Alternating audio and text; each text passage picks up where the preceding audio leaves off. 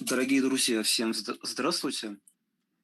Вас приветствует объединенная группа методологического проекта по разработке и использованию компьютерных симуляций в науке, промышленности и бизнеса, а также научно-учебная лаборатория моделирования и управления сложными системами.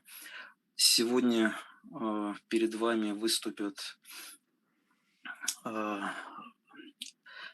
интересные деятели, которые занимаются крайне перспективным направлением с точки зрения экономической и теоретической концепции влияния климата на макроэкономические процессы. Это Даниэл Селигсон из Силиконовой долины и Энн МакКантс из MIT. Ведущим сегодня будет Данила Медведев,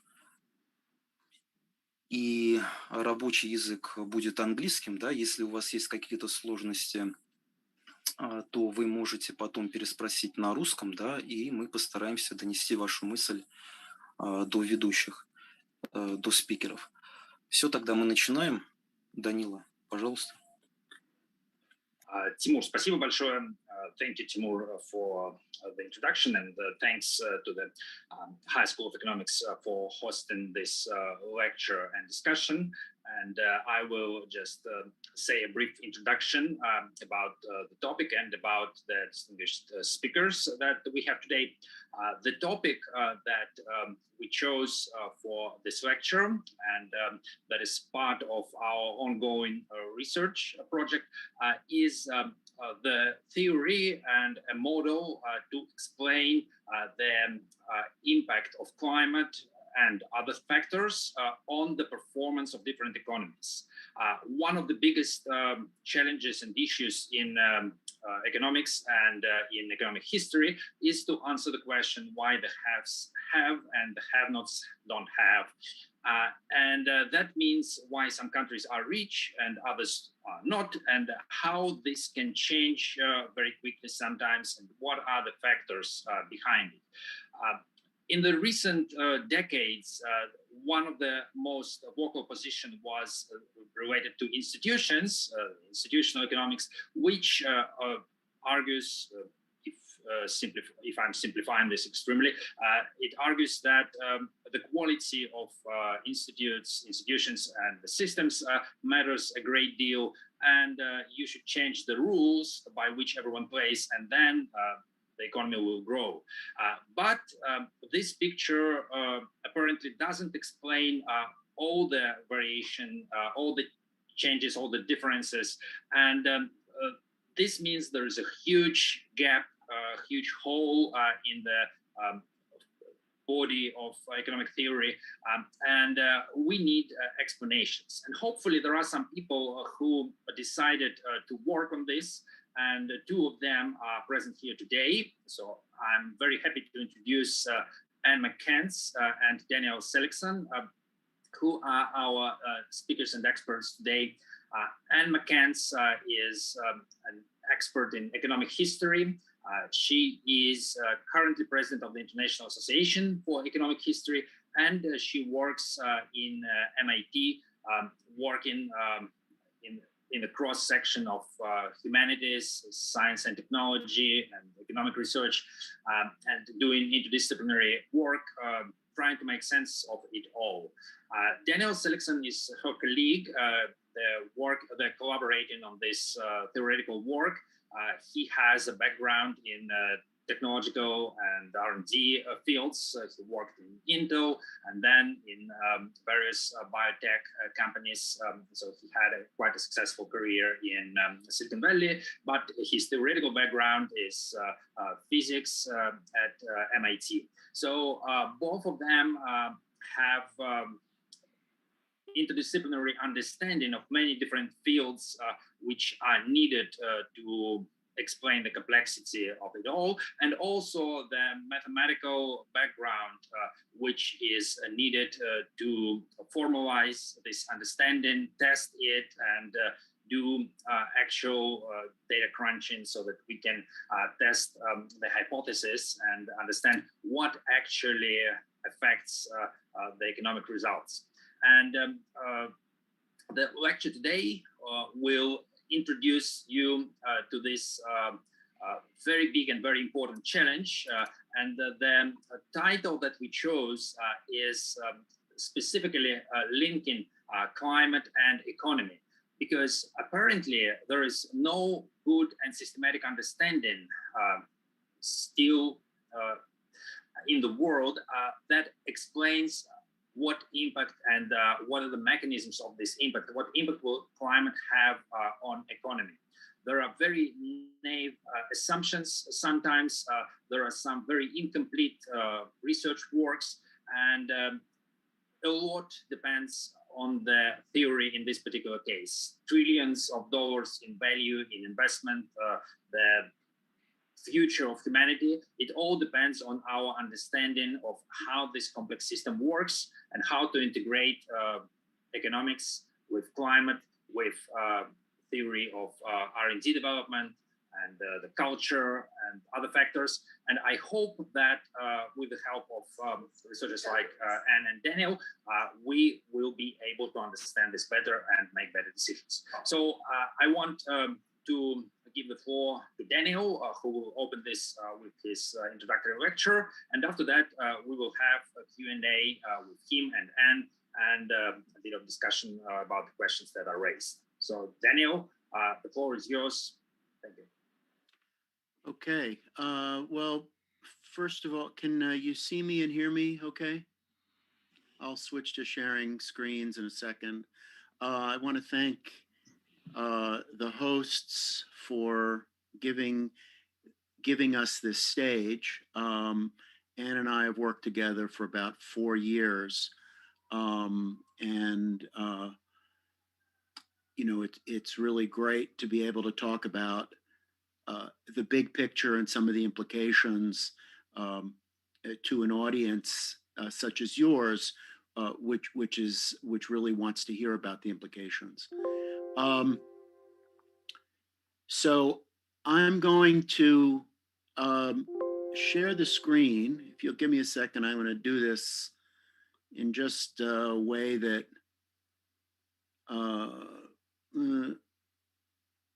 wait a second, not quite ready. First, I'm going to, okay, and now I'm going to share the screen. And okay, so I just want to make sure that everyone can see. If you're seeing the title, what looks like a title slide, we're okay. Are we okay? Okay, we're okay, great. So I'm calling this The Wealth of Nations, Yesterday, Today, and Tomorrow. The Wealth of Nations, you know, it's related to this problem that Daniela mentioned, you know, climate and the economy, because you really cannot understand how climate affects the economy, or how, let's just say, religion affects the economy, or geography affects the economy, unless you have a general model for how anything affects the economy. And that matter of how anything affects the economy, or how everything affects the economy, has over time, you know, been called the wealth of nations. And so what I want to talk about is our theory of the wealth of nations, and what we have learned from the past and from today, and what that can tell us about tomorrow. All right. So that's what we're going to talk about. There are about 20 slides here. It should take about 45 minutes to get through. We'll have plenty of time for Q&A. Ann and I will swap answers to your questions. So there we go. So in overview, I'm going to talk about sort of what is sort of an overriding premise, that guides us in a significant way. Then the historiography of economic history, you know, how things have changed, how our understanding of things have changed over time. And then I'll talk about economic performance through time, which incidentally is the title of a Nobel Prize lecture in 1993, and a very short discussion of the underlying theory, and then a model of the wealth of nations. Now, the next word is not one you're probably expecting to see in a theory of the wealth of nations, but it's very important, as we will explain. Then we'll go on to the cost of climate change and what the future holds. I have a couple slides which I don't plan to show unless there are questions later. This is about oil rents and model residuals. Okay, so that's a talk. So what is our premise? Our premise is that economic history is amenable to theory in the sense common to the mathematical sciences. That is, you can write the thing down, you can solve it, you can test it empirically. How much so is something we have yet to determine, but fundamentally, it is amenable to theory. Not everyone believes that, we believe that. This really begs the question, what is economic history? And I'll say that economic history is the pursuit of two questions. First, why is wealth distributed across the globe as it is? And second, why are its disparities persistent? All right. Now, I'm also now going to just ask my audience, in particular, Daniela and Tim, is the rate of presentation and the clarity of what I'm saying there, or should I slow down? You just have to tell me. Everything seems perfect so far. Okay. All right. Good. So, let's talk about the historiography. How have things changed? Well, way back when, 2,400 years ago, Aristotle wrote in Politics that climate and geography shape opportunity, culture, and outcomes.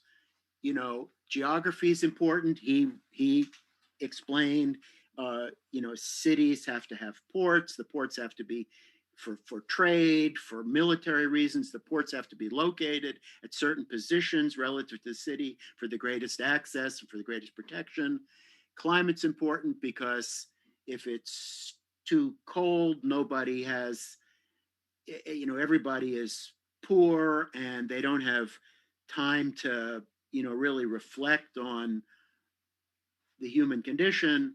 If it's too warm, then you have tremendous you might have tremendous agriculture, but things are too easy and life, you become indolent and lazy. So you really can't say that anymore, but he said that way back when. There were other people, great people, Ibn Khaldun in the 14th century, Montesquieu in the 18th, and then later, who really elaborated on this and tried to add, their understanding of science and social science. Ibn Khaldun is sometimes referred to as the first sociologist. So, really great thinkers whose books are, in print today and read today and influential today. Usually on this list, we don't mention Tocqueville, the great French social historian who wrote about democracy in America and other things. But in this book about America, he was talking about the difference between North and South. And he's said, culture, manners, he called it, or what some people would call ethics, is really more important than written law. It doesn't matter what you write down if everybody has a common understanding of how you should behave. What are the social norms? What should you do? And also, he diminished gently, because he was a really great thinker, he diminished relative to Aristotle the importance of climate. That's what his down arrow means. It's less than we had thought. So culture's more important than written law, climate's less important than we thought. Fast forward to the latter part of the 20th century and this century, and we have the institutionalists. Actually, you can go back to the early part of the 20th century. You can go to, Max Weber, and Thorstein Veblen, who were the early institutionalists. And then you had others like Ronald Coase, who wrote about the importance of transaction costs and how reducing uncertainty in transactions improve the economy. And the institutionalists, really, the modern institutionalists or the so-called new institutionalists, generalized this, and they said not only is they flipped the script. They said, no, culture is not more important than written law. Written law is everything. It's much more important than culture. Culture is, in fact, the unwritten law. Culture is the unwritten, or they called it the informal constraints. So the written law is the formal constraints, the formal rules. Culture is the informal rules. Written law, they said, is much more important. That's what drives everything. Climate is less important than anyone thought, and geography is less important than anyone thought. And you know,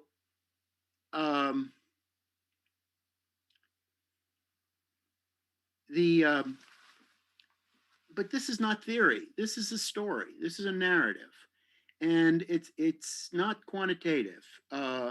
So people will tell you it is. You know, we can have a long argument about it, but it's basically it's really just it's a tale. In 50 years since the so-called new institutional economics has been on the scene, have never succeeded in constructing a model of the wealth of nations.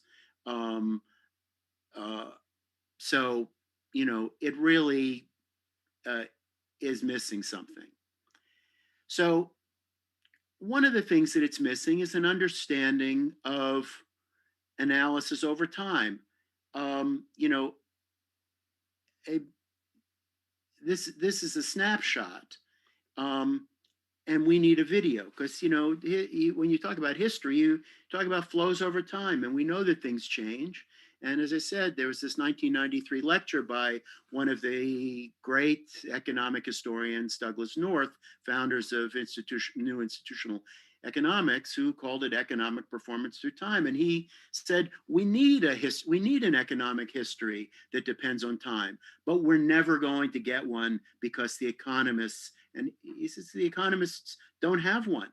They don't have a theory that can explain time. And I just want to remind some of you in the audience that Douglas North was not unaware of the work of Robert Solow in 1956, whose growth theory is the most famous growth theory in economics. So there is a growth theory out there, and North in 1993 on the Nobel podium says, yeah, but that's just not good enough. And I don't think Solow would disagree.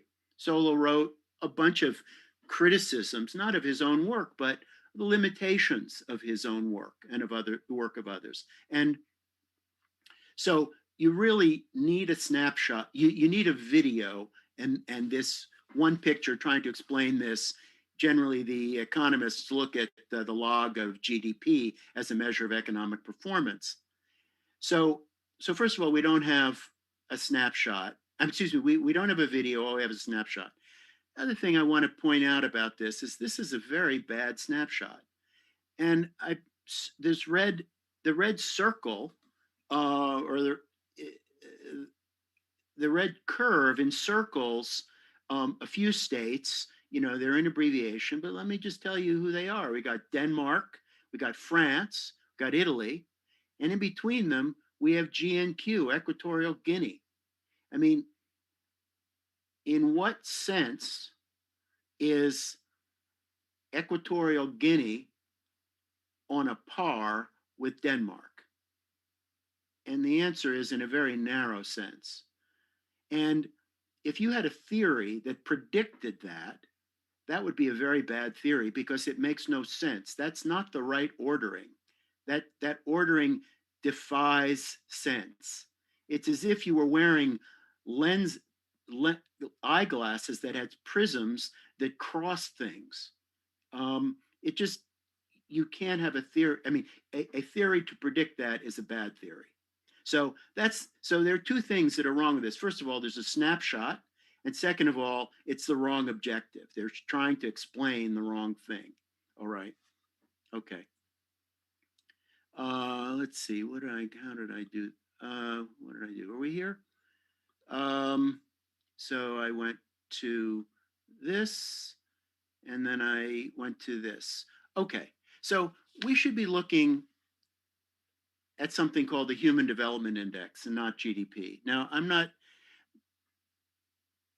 I found that not many people really love the Human Development Index and appreciate what it is. It's about, so I'll just remind people what it is. It's, first of all, it's started at the UN, started maybe by some advisors to people at the UN.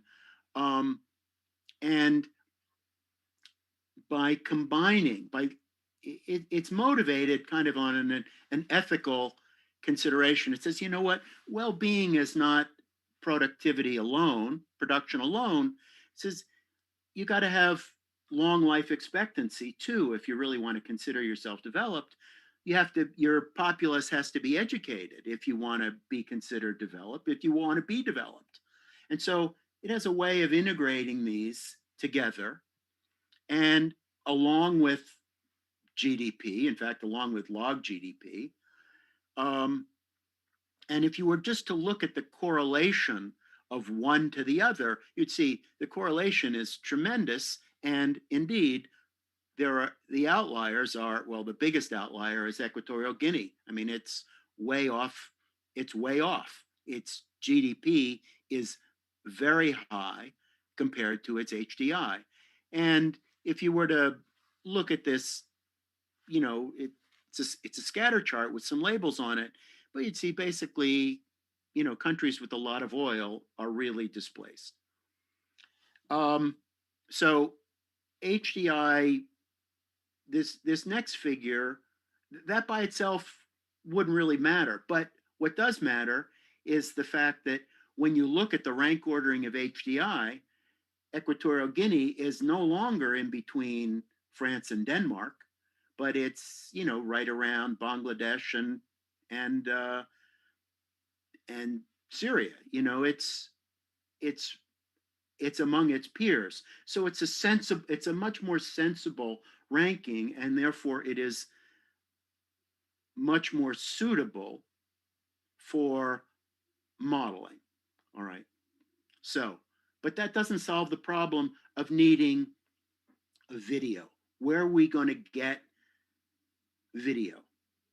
And the answer is we're going to get video from an economic historian named Leandro de los Prados de Escosura, simply known as Leandro to his friends, who's from Madrid, really a great scholar and a great human being. And he developed his own variation on the UN's HDI. And he's developed a time series, or he has put together, he's assembled a time series of this for 145 years. So 1870 to 2015. He's got, I think, 25 different intervals, 90 countries in some cases, 165 countries or so in other cases. And what I've done, what Ann and I have done, and what Leandro himself has not done, is to look at this. We look at a couple of the descriptive statistics of that distribution. We says, like, what is the mean of HDI over time? What is the standard deviation? All right. And the mean of HDI itself grows exponentially with a doubling time of about 50 years. And the standard deviation grows exponentially with a doubling time of about 100 years. All right. So, we don't have a theory for that. That's just an observation, all right, that those things are going up. And we all know instinctively or intuitively or empirically that, wealth has been increasing enormously. And you see that in the mean, all right? And we also have a sense that inequality is growing, and that's, the standard deviation of this distribution of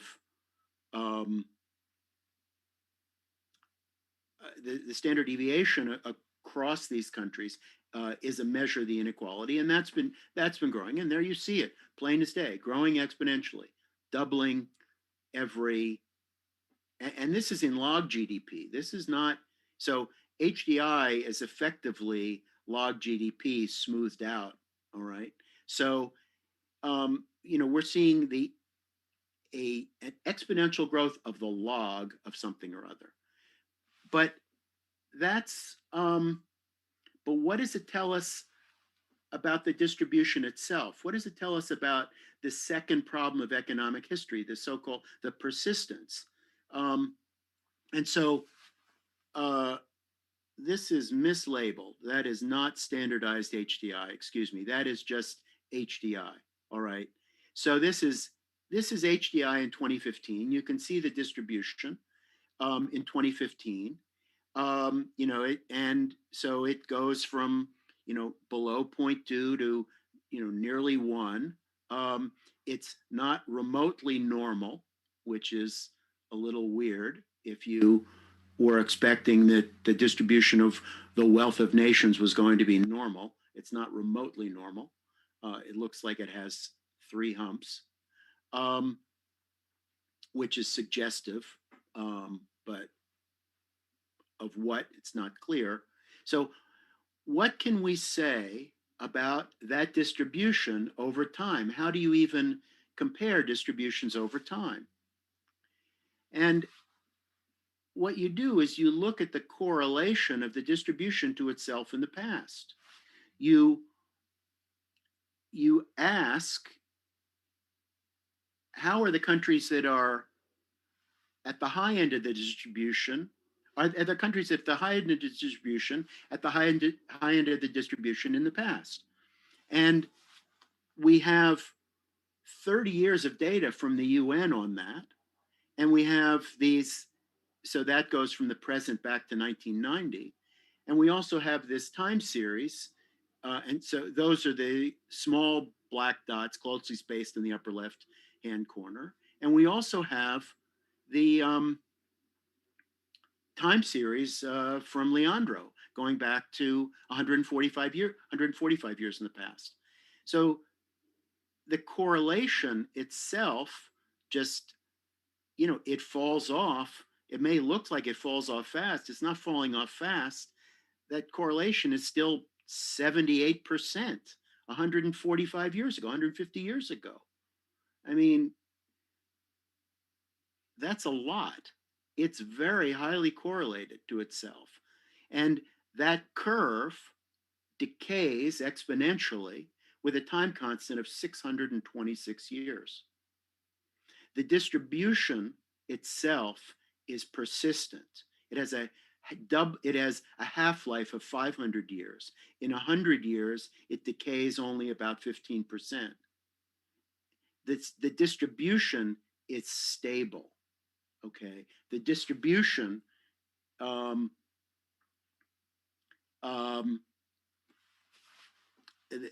so now I am looking at the standardized distribution. That is, if I ask, what about are countries that are 2 standard deviations above the mean, about 2 standard deviations above the mean in the past? The answer is yes. That is, your position relative to the mean is fixed. The standardized distribution is nearly invariant on a time scale of a century. And so whatever drivers there are of this, whatever drives the wealth of nations, it's is nearly constant on a time scale of century. Could that be written law? No chance. Written law is changing all the time. Could it be nature and culture? Absolutely. In fact, what else is there that changes on a time scale only of many centuries? The answer is nothing. So it could only be nature and culture. And so the historiography comes full circle. Aristotle to Tocqueville to the institutionalists, and now back to Aristotle. So what Aristotle said 2,400 years ago seems to actually be right in a quantitative sense. we have a theory for that. This empirical data is not a theory. It's a confirmation of an observation, but it's not a theory. We have a theory in the mathematical sciences sense of a theory, and we're going to discuss that briefly in the next slide. But even without a theory, this is very bad news for anyone who worries about inequality. Because it says that if you're 2 standard deviations above the mean or 2 standard deviations below the mean, you're going to be there for a long time, because whatever is driving that is profound.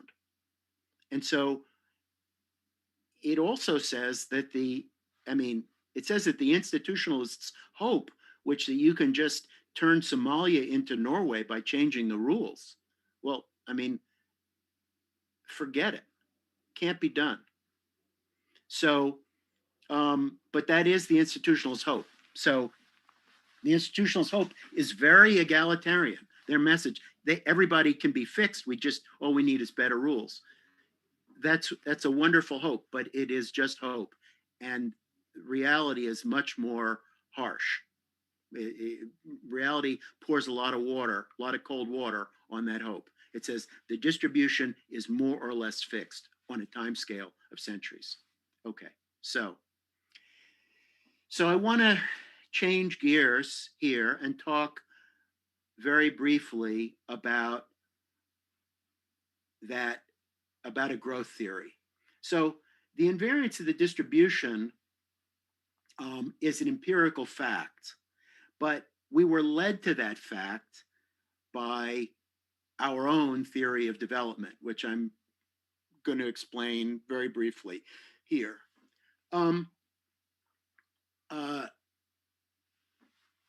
Douglas North, that Nobel Prize-winning economic historian, the father of the new institutional economics, had described institutions as humanly devised constraints that reduce uncertainty to the benefit of economic performance.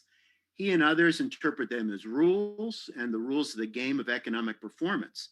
But neither he nor his disciples ever succeeded in 50 years in turning that into workable, solvable math.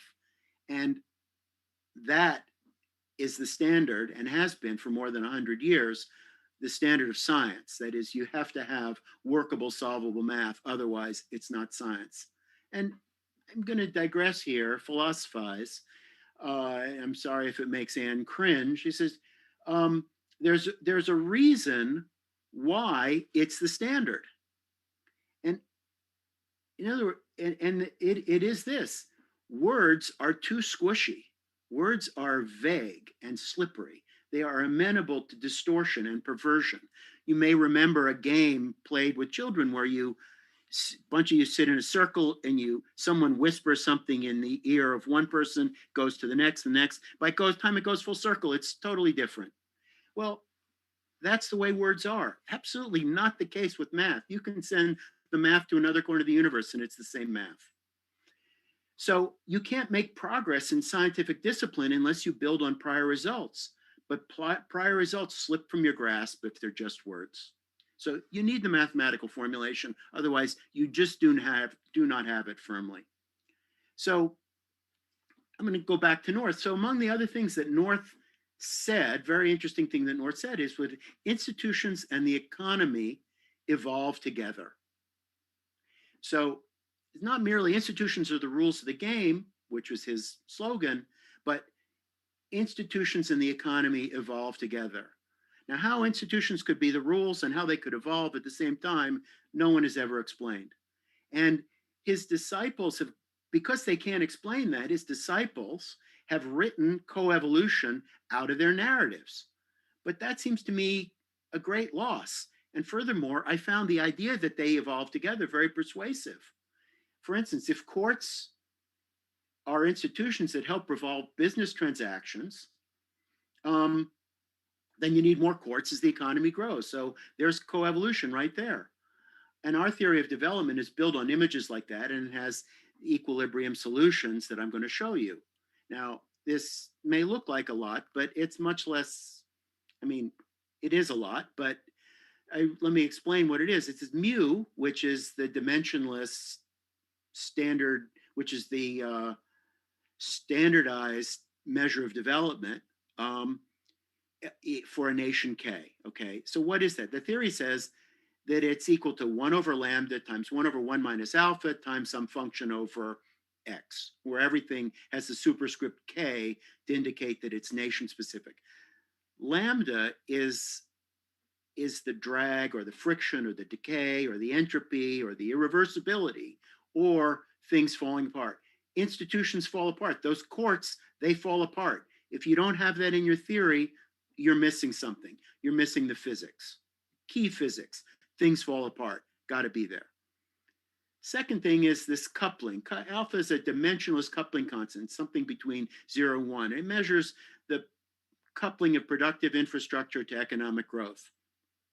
So if the coupling is very strong, 1 minus alpha is very small. So 1 over 1 minus alpha is very big and the development is very high. So strong coupling, infrastructure, right?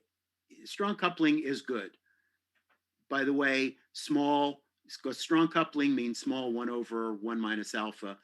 And by the way, small drag is very good. Big drag drags everything down, incidentally. And F is some function, not yet specified, over nation-specific factors, X1, X2, et cetera, that vary slowly. And they have to be very slowly because the persistence tells us that mu is pretty much a constant. So lambda and alpha may also be dependent, because they're case-specific, they may also be dependent on these factors. And to first order, we simply write, to first order, the simplification of all this is that mu is the sum over some factors. We don't know what those factors are yet, but we know that the only factors that can be are the ones that vary slowly because that's what they have to be, all right? So that's the connect. So the theory gives us this thing. We may talk later about drag because it's very important conceptually for us. So, but in these terms, we're not going to think about drag. Let's just say mu is a superposition of sources. Okay. So mu is a superposition of sources of development. That's what we think of it.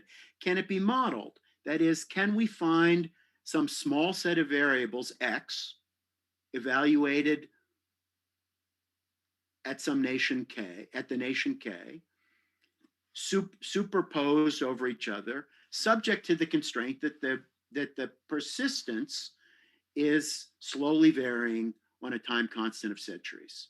So can that be modeled?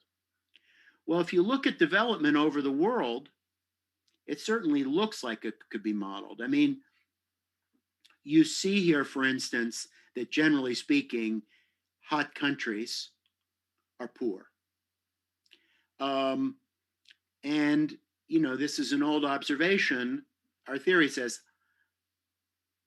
climate should be important because climate is one of these things that varies very, very slowly. So we should expect to see climate as a variable. As a counterpoint to, so hot countries are poor, cold countries are rich. Okay. The counterpoint to that is that countries that are rich in oil and are hot are also rich. So being rich in oil really helps. So we see that, you know, in the Gulf states, for instance, that they should be much deeper red here, poorer, less developed than you would expect. They should be much poorer than we observe. So Yemen, which is the oilless country on the Arabian Peninsula, that's poor like its neighbors. The other ones are richer, and they're richer because of their oil. The other thing is what we call communism, and what I believe you would call socialism, and that is cold countries that are rich in socialism are also relatively poor. So, you know, if mu is a superposition of sources of development, that you'd expect to see something about climate, you would expect to see something about oil, you would expect to see something about socialism, and lastly, to be read immediately off the map, is geography. one way to read the geography is the following. If you look at South Africa here, at the center of South Africa, there's one deep red spot. That's Lesotho. Lesotho is poorer than its surrounding South Africa. And you can make all the arguments you want in the world about that. You can say it's isolated, but the fact is that it's high, okay? So, and the same would be true for mountainous countries in Central Asia and mountainous countries in South America. So high often means landlocked. Elevation, you can't have access to ports that Aristotle said were so important, which everyone knows are important. I mean, you don't even have to be Aristotle to realize that access to water makes a difference. Certainly the Phoenicians knew that before Aristotle. So anyway, so geography is going to play a part, and probably elevation. Lots of different ways to model it, to characterize it, parameterize it, but there's going to be something about that. So can you model it? Well, yes. Let me see here. Whoops. Okay, so we can produce a very good model. It is very good. It's Bayes optimal. It's geospatially sound. I can answer questions about that later. And its R squared is 85%, okay? On the basis of 7 variables, period, okay? Now that's rather astonishing. And sure enough, I'm just gonna walk through these a little bit here. I'll tell you what the columns mean. So we've got, the factors are climate, geography, oil, and socialism, which we mentioned we could read right off the map. And there's colonialism, and everyone would expect that colonialism has something to do with the current state of affairs. And depending on who you are, you're going to say it's the primary one or the secondary one, but everyone thinks it's got to be there. We can weigh it. I don't believe there's anyone who's been able to weigh it before this. Civil war, that's actually not at all surprising. Thucydides talked about the importance of civil war. He said it's the worst thing that can happen to a country. Civil war destroys infrastructure and destroys the economy. So wherever you have civil war, things are going to be bad.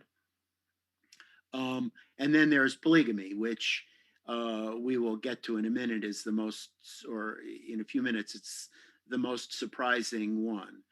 We have the units for climate. We're going to characterize it by PET, or potential evapotranspiration, which is very much like mean temperature. It's so much like it, we can characterize it in terms of degree C. When elevation in units of 100 meters, oil rents, we look at log of per capita dollars. Socialism, we look at the duration of socialist government in years. Iberian colonialism, we look at a binary characterization. Others have used grayscale of some kind, Acemoglu, et cetera, have some settler mentality. We could use that too, but we believe it doesn't change things very much, and it's controversial for other reasons.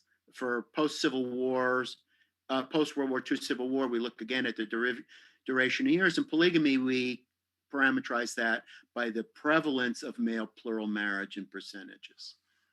So delta mu is the change. Now mu is, units of mu are standard deviations, so it's standardized. So 1 standard deviation. This is, so delta, let's just look at delta mu for the first one, climate. It says that for every increasing degree, for every degree of increasing temperature, mu changes by 0.04 standard deviations. Now, the range, so that may seem like kind of a small number, but the range of temperatures across the globe is about 40 degrees C. So 40 times 0.4 is 1.6. So it's swinging standard deviation 1.6. So it's substantial. then, you can read through all these things, all, vertically, elevation. The oil rents thing is more complicated, so I'll leave that to the Q&A. Socialism, I look at the second column, the next column is, the following column is the change in income in percent. So, the way to read that is that for every year of socialist government, there's a decline in per capita income of 1.5%. So over 70 years, well, you have to, it's exponential or cumulative. So you'd have to, it's 1.015 to the 70th. So, but anyway, so this is the change. So first we have the change in mu, then we have the change in income. In the case of colonialism, you get the largest single number, but remember it's binary. So that's all you get. So, 38% change in income in the countries that were colonized by Spain or Portugal. That's a big number, but it's not to be diminished. It's substantial, but it's not large compared to what we see in climate with its variation from one end of the spectrum to the other, or polygamy for that matter. The next column is the p-values. The p-values are small, really small. And the next thing is oomph, which is,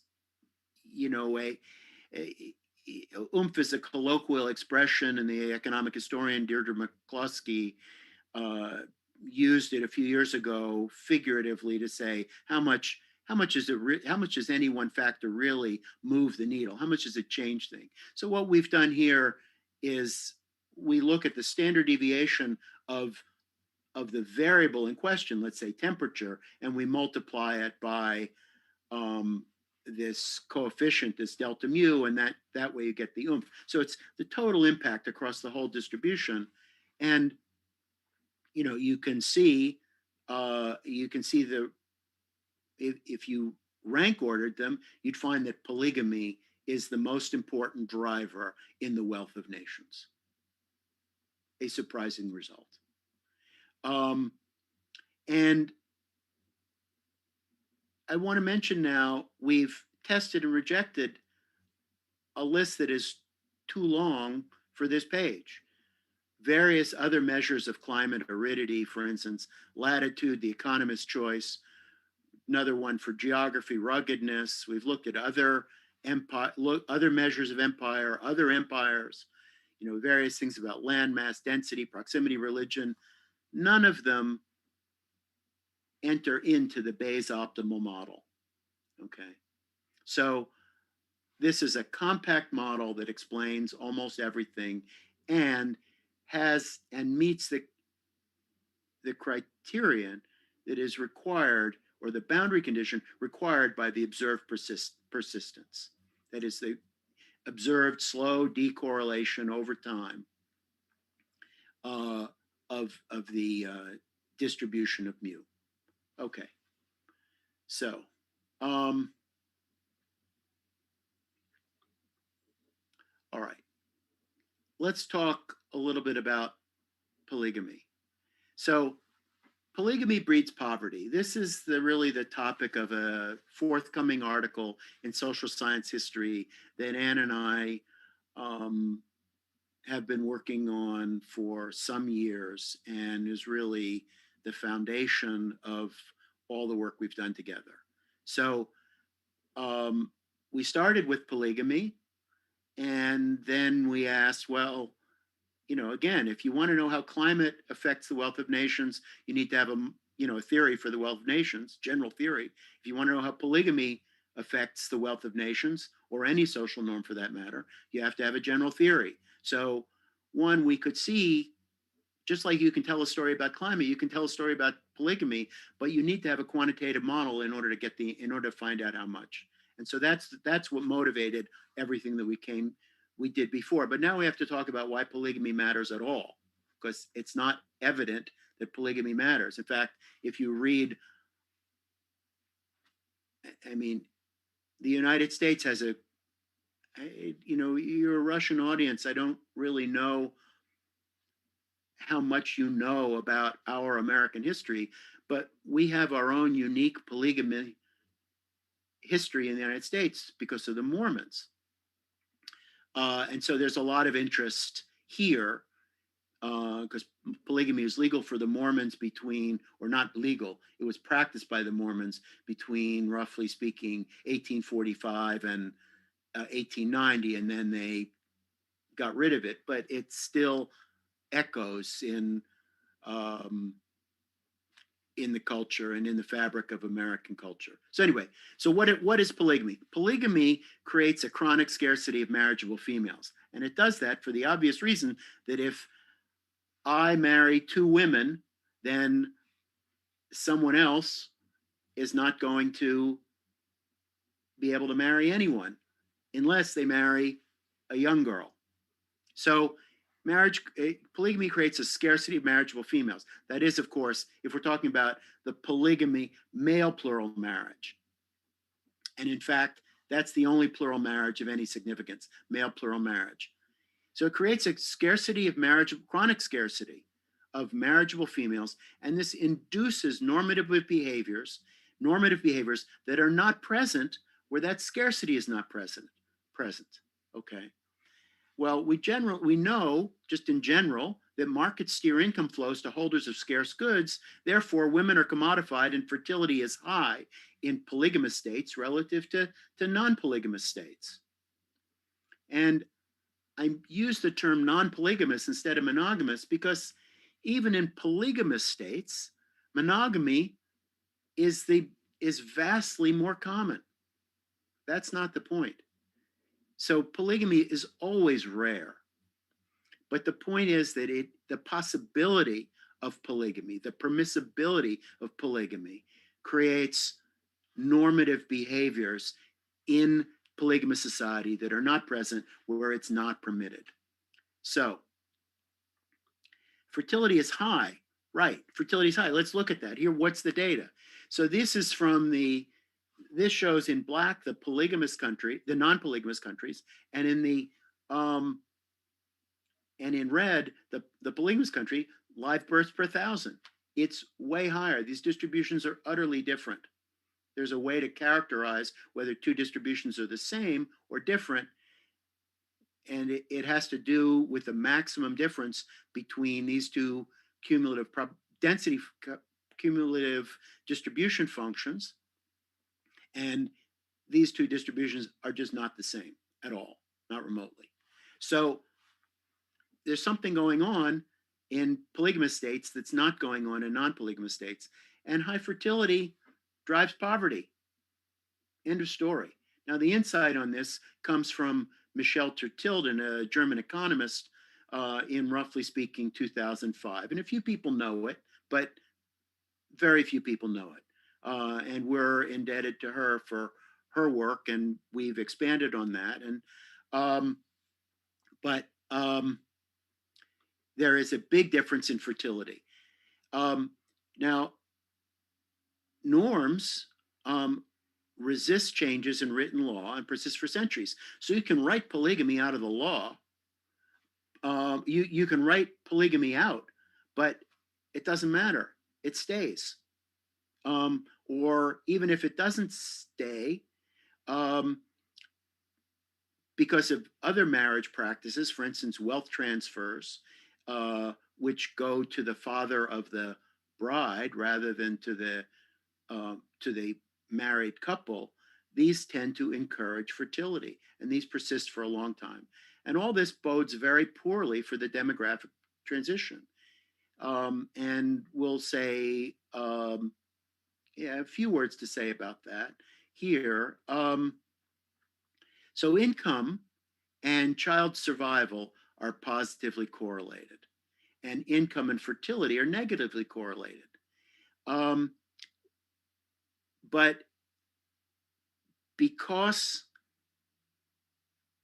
of the different normative behaviors, that is, because women are scarce in polygamous society, the birth rates in polygamous and non-polygamous societies are going to be different even after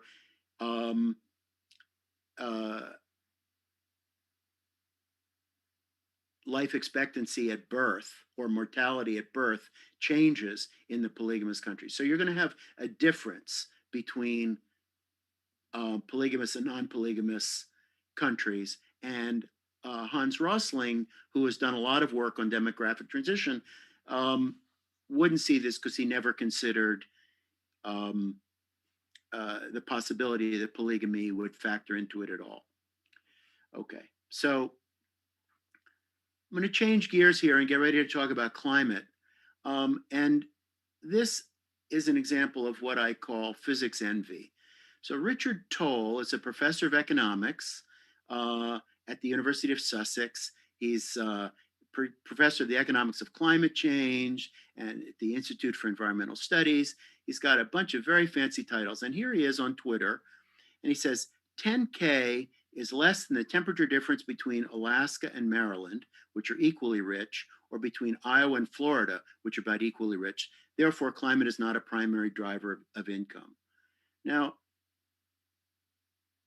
the fact that he says 10 Kelvin instead of 10 degrees C is an illustration of physics envy, I think, because who in the world talks about Kelvin for this problem except someone who is pretentious?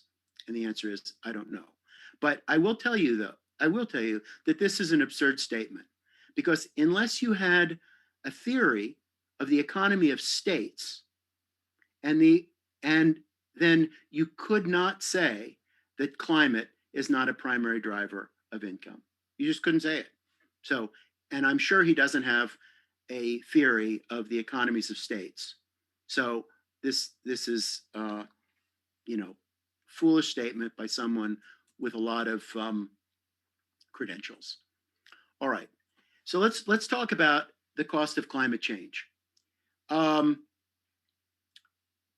This is a figure from Steve Keen, who's at the University College of London, formerly from Australia. And he's put together a bunch of predictions of the impact on GDP in percentage terms for every increase in degree C. Okay. Now, we have our own prediction, which comes from that model. And that's what that looks like, 4.6% per degree C. And it's much more intense, much more significant than anything else. And since I'm sure that none of those other models consider the impact of decay, I know they're missing the physics. And that is certainly part of the reason why these guys are wrong. And so there are a bunch of these are from William Nordhaus, who won a Nobel Prize in 2018 for his work on the subject. And we can talk about, let me say a couple other things. So ours is not a physics model, okay? The physics motivates the econometrics, but it is not physics from the ground up. And I don't hold much hope for physics giving us a precise value, but further investigation of physics may point to other variables which will be useful in the econometrics. And I also want to point out that economic historians have tried to understand the impact of climate. And it's the business of institutionalists, says the International Association of Economists president, Danny Roderick, to demonstrate that the impact of climate is small, because they want to show, because they're institutionalists, that the impact of institutions is large. They want to demonstrate the impact of climate is small, and in fact, too small to be measured. Well, they ably demonstrate the inability to measure it, though not that it cannot be measured. And those are two very different things. I want to point out why we predict so much more change than most, in particular Nordhaus. the Nobel Prize winner?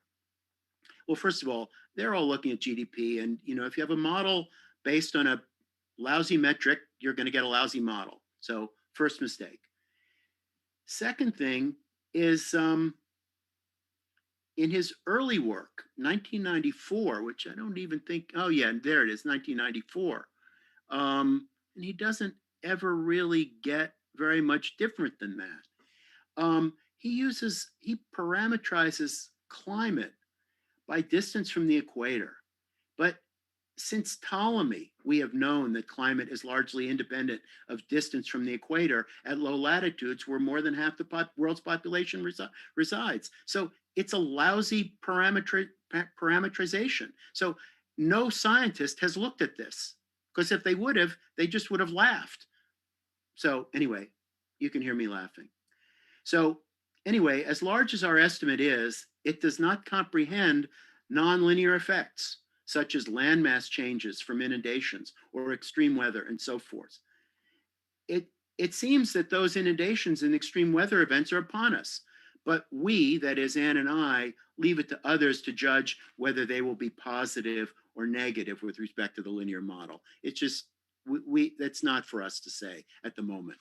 Steve Keen, however, in an email he sent me last night, said that those nonlinearities generate an asymptote at 2 degrees C. So as far as he's concerned, and Steve is an expert, but that doesn't make him right. He says that the world as we know it, geographically, will change dramatically at 2 degrees, and that will have large negative effects on GDP. Me, I don't know, but that's that. Okay, so let's talk about what does the future hold. Well, I imagine there's a Russian proverb about the futility of forecasting. In America, we say it is tough to make predictions, especially about the future. What can we say then?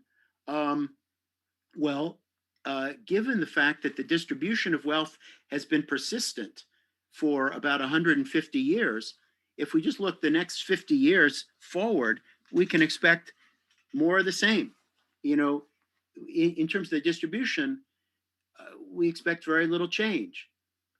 We can expect that this exponential growth of HDI is going to continue. We're going to see the mean grow. We're going to see inequality grow. And just to give you an idea of what that inequality means, today, nations that are respectively plus and minus 2 standard deviations above the mean have a income level ratio of incomes of about 90-1. Okay. If the inequality were to grow as it has grown over these past decades, century, then in 50 years, that ratio at plus or minus 2 standard deviations would be about 750. Okay. I mean, really, it's so big, I don't know what to do about it. And maybe it says this won't happen. I don't know. But, these trends have a long history, and to expect that they're going to dramatically change in the next 50 years implies some other very dramatic change. I don't know what that is. So the geopolitical implications of all this are not for me to speculate on here. So I will say, we really don't have a theory for what's driving the mean and what's driving the standard deviations, but we do have a narrative. And so it's this: ceaseless innovation, which is perhaps the defining human characteristic, drives the mean upward. And even if it were free to all everywhere, it is the wealthy countries that know how to and are better able to exploit it, and this drives inequality up. That's it. It's not predatory. There's no predation involved here. It's simply the ability to realize innovation, to realize the opportunity of innovation. Okay. So this is the last slide. So there are solutions to, one, poverty, but not to inequality. For instance, free clean energy would mitigate the impact of climate on development. Now, I don't see that happening anytime soon, but and I don't see it ever being free. I see it being cheaper, but I don't see anything being free, because the investment to develop, let's call it, clean fusion energy will be immense. It's going to take a long time, and you know, there will be costs. It might be clean. It won't be free. Okay, so maybe you can do something that will help there with technology. But on the matter of polygamy, you know, it drives fertility and corruption and violence and more.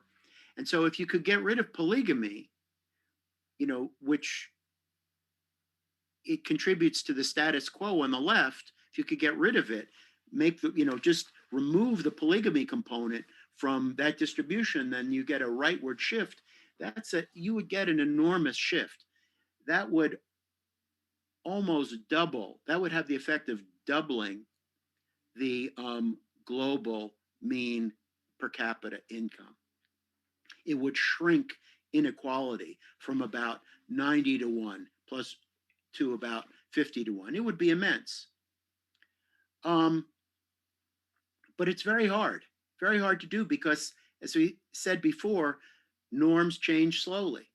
You know, you could look, for instance, to the lessons from North Africa and the USSR and Turkey after 100 years. Polygamy was made illegal in some North African countries a century ago. It's back. It was made illegal in the Central Asian countries under the USSR. It's back. It was made illegal in Turkey under the Kemalist government, and it's back in some parts of Turkey, and Islamism, which is back, is going to bring polygamy back. So, you know, you're 100 years in and made almost no progress. So it's a centuries-long effort to eliminate polygamy, or norms in general. You could take as an example that of slavery and racism. We eliminated slavery in 1863, and we have a lot of racism in the United States. We work hard to get rid of it. We've made progress, but it's not gone after 100 and whatever it is, 150 years. Yeah, so it takes time. Eliminating polygamy and its normative effects is a centuries-long process, and that's our best opportunity to reduce inequality. So I'm going to stop here and thank everyone, and take Q&A.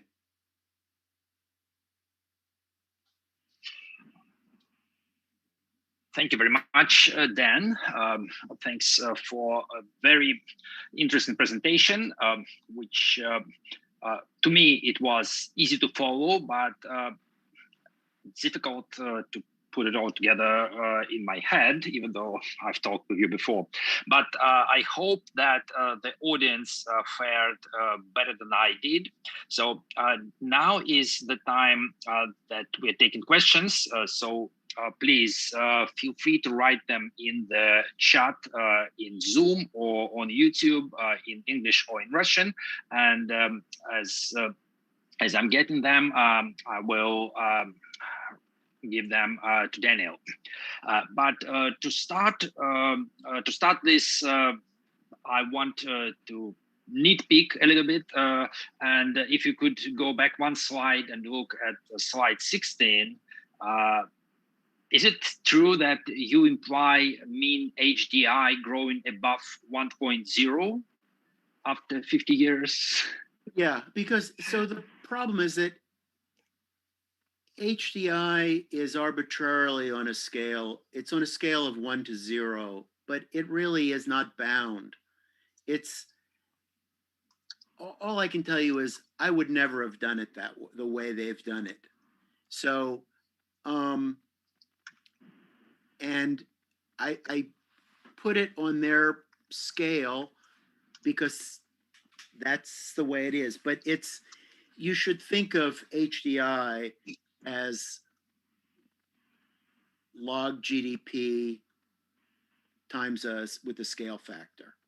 That's all. Log income. Okay. And so as log income, right, HDI is linear and log of income, period.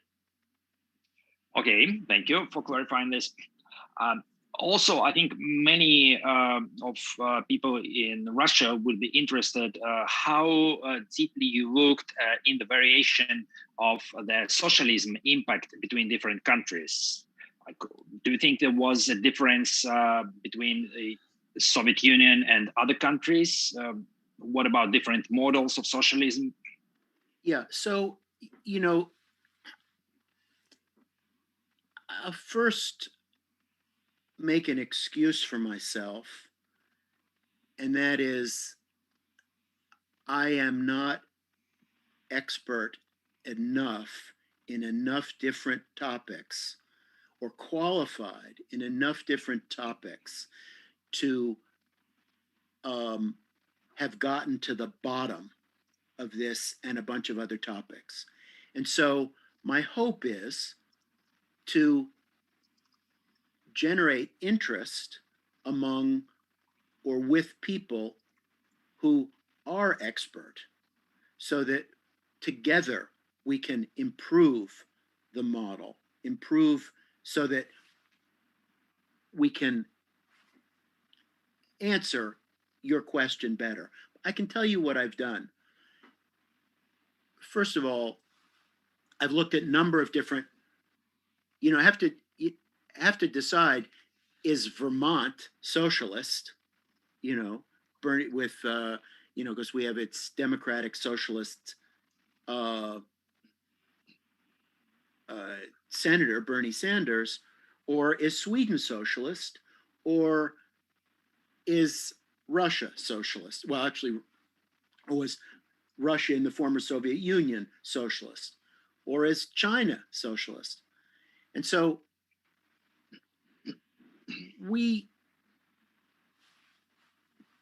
in other presentations, we just use the word communist, but for this audience, because you have a deeper appreciation of communism than I do, I've used the word socialist, but I still mean countries which had Marxist-Leninist governance for some number of years. And I treated any country that claimed to have Marxist-Leninist governance as the same. And if I try to, and I could analyze it deeper, and I have, but I don't have it here because it's just too much. It appears, by and large, that that a year close to Moscow is more penalizing than a year far from Moscow. Okay, so the furthest reaches of the former Soviet states or states in the Soviet sphere, the further away you were, the less impact a year had. But it's being too clever about the parameterization invites criticism. Being too coarse invites its own kind of criticism. I would rather be coarse at this moment and invite refinement, period. I don't know, Ann, I said I was gonna, I should have let Ann jump in here because Ann's... I was gonna say that this variable in the model is there because it's an observation that other economic historians have made. that places that are hot but have oil do better than expected, and places that are cold but have had Marxist-Leninist governments have done less well. So it's simply an empirical observation. And so we've put it in this very coarse way. The actual mechanisms, like what works internally to move the needle, is not something that we've explored yet. And indeed, we think it would be fantastic if people who are deeply familiar with the histories of the various places that are involved actually thought through the mechanisms. I think that's the best way to answer this. I would like to add one little piece to what Ann said. So just not to correct it, to add to it. It's an empirical observation, which means if we had reasons to add it to the list, but it survived, which means that it's important.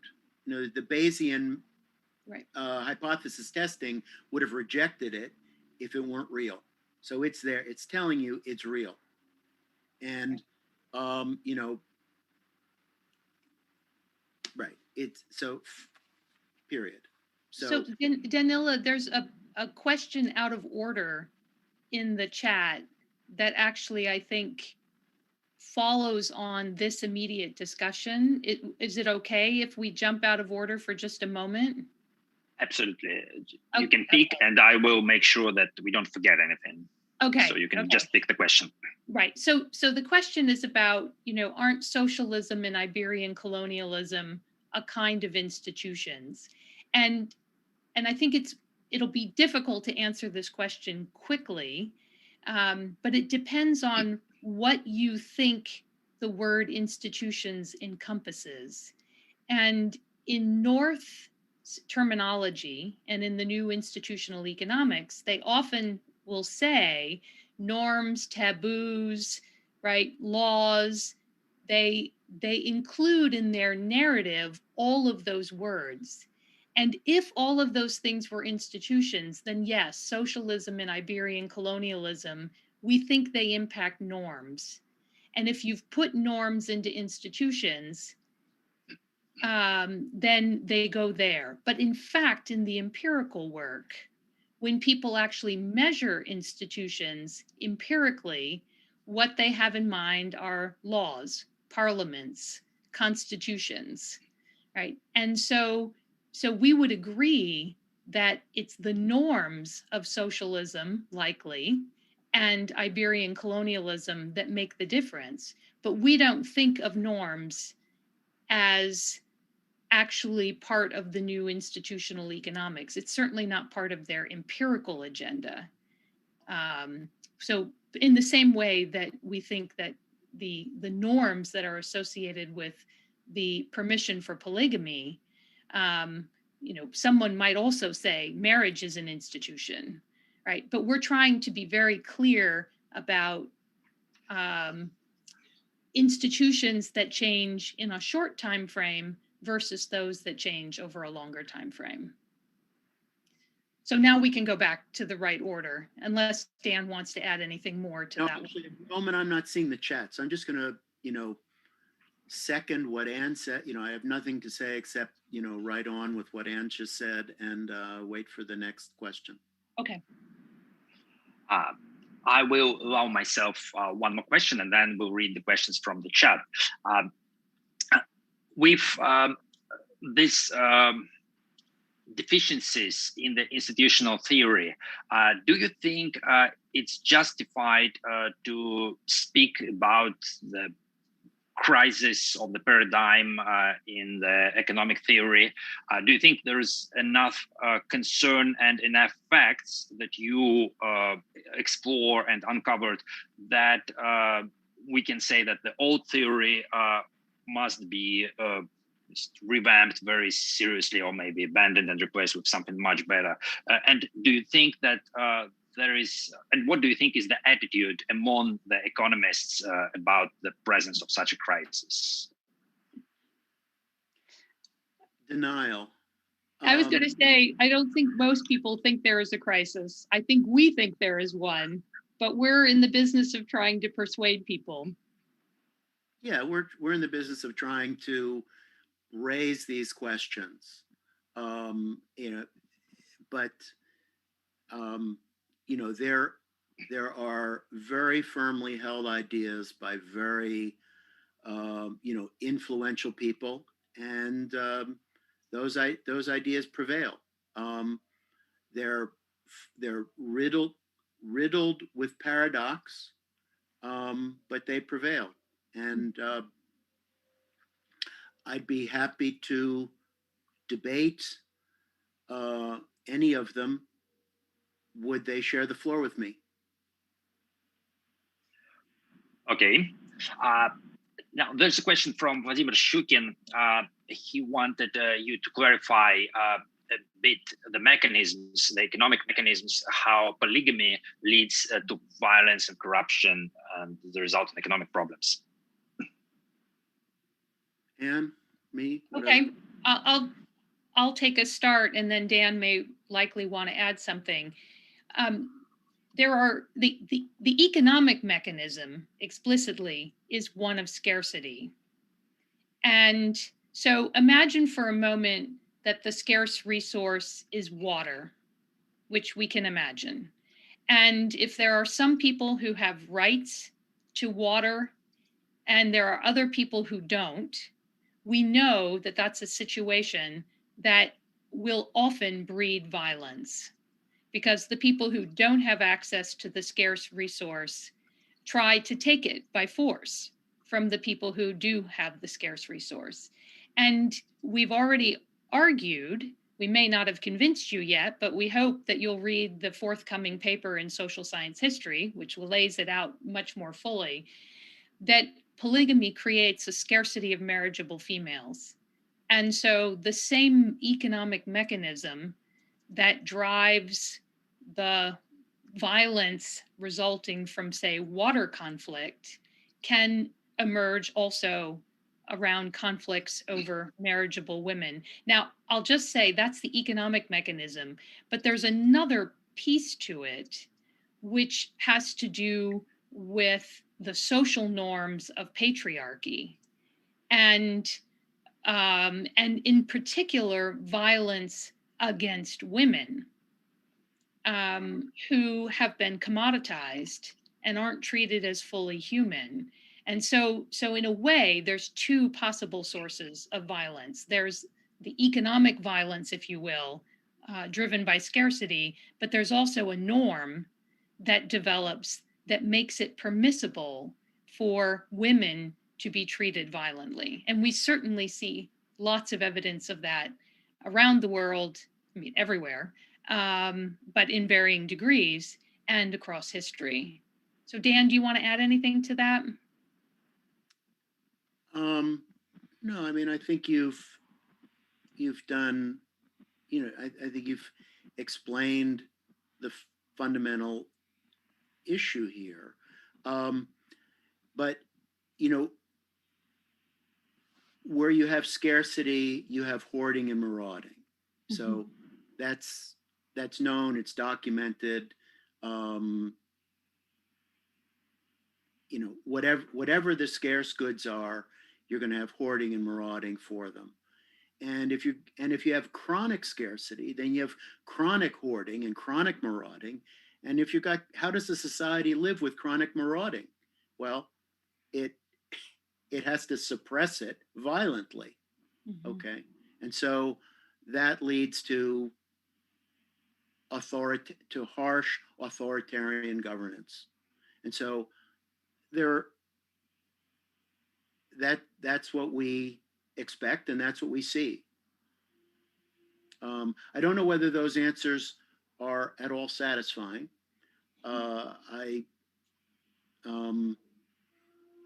But it does take some time to adjust to this way of thinking. I mean, I could say more, but I'm worried about saying too much. Developing on this question, do you think there is a chance that the ethical and cultural wars that are currently being waged between alternative systems of morality will be somehow linked to this economic debate about the benefits of norms related to polygamy. For example, in Russia right now, you have a tripartite conflict between traditional Orthodox Christian family values and the model of monogamous family versus Islamic values and traditions, which somewhat tolerate polygamy and violence against women. And you have the third type, the secular LGBT-friendly gay Europa style views that are seen as coming from the West and being hostile to traditional family values. So there are like three systems of morality with different views on how polygamy or non-polygamy is accepted. Do you think there will be any discussion whatsoever in Russia or in the world about which morality to adopt based on economic systemic economic benefits?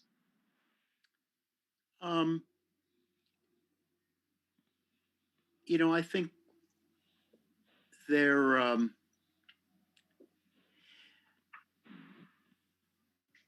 adultery is not a marriage system. In other words, adultery does not change the marriage market. And I don't even, you know, someone's sexual habits are not, the marriage market is not about sex. It's about, you know, it's about who can marry whom, not who can have sex with whom. And I do not think that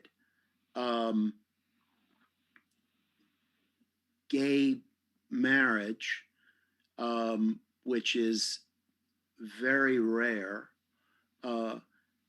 has a mechanism by which it, you know, creates, which is disruptive in the way that polygamy or other marriage, right, where the polygamy monogamy dichotomy is disruptive or is important. So I think some monogamous cultures may find gay marriage offensive, but I don't think gay marriage is at all in the same class as the polygamy monogamy discussion.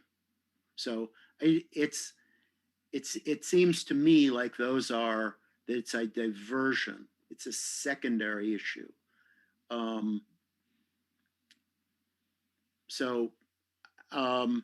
But I do think the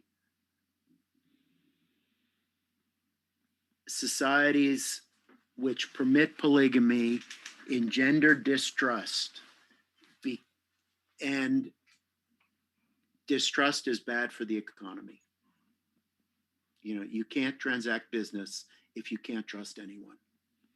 And in polygamous society, you really cannot trust anyone. That's what they teach. I mean, that's what's taught. It's taught, do not trust anyone. You know, you can't even trust your brother because it's me. Remember the credo goes, or the proverb goes, me against my brother. Me and my brother against my cousin. Me, my brother, and my cousin against the clan against the tribe against the world. That's not tribalism. That starts me against my brother. And that is polygamy, because your brother is in contest with you for the women, because women are scarce. Thank you.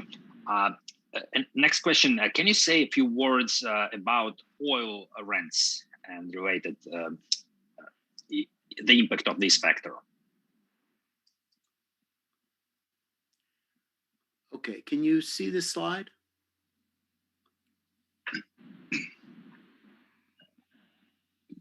Yes, and we'll try to make it bigger.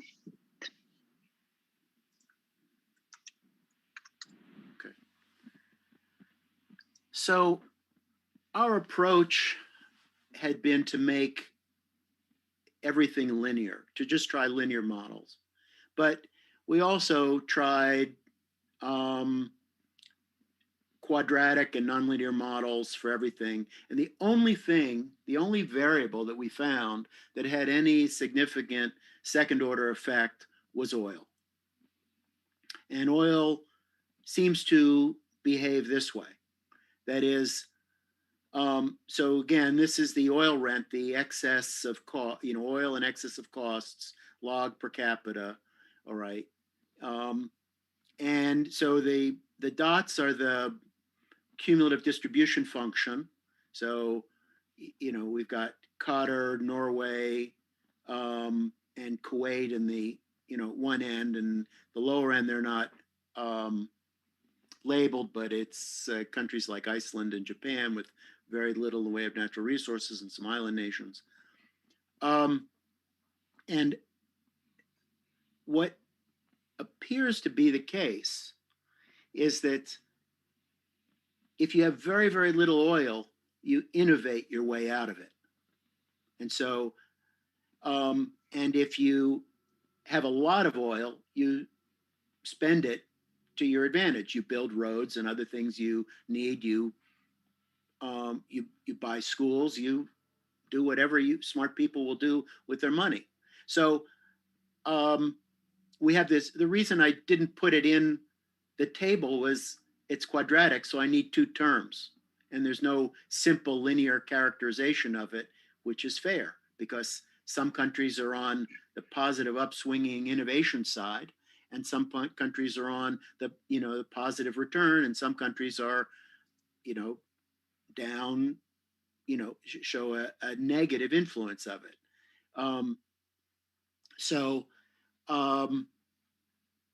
There are, roughly speaking, not roughly speaking, the residuals of the model, the standard deviation of the residuals of the model are about 0.4 in this unit. So you might say, well, we don't believe anything.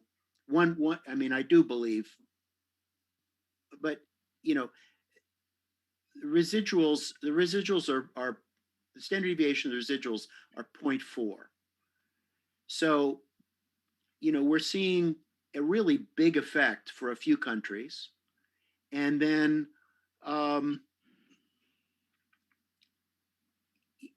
you can see it. It's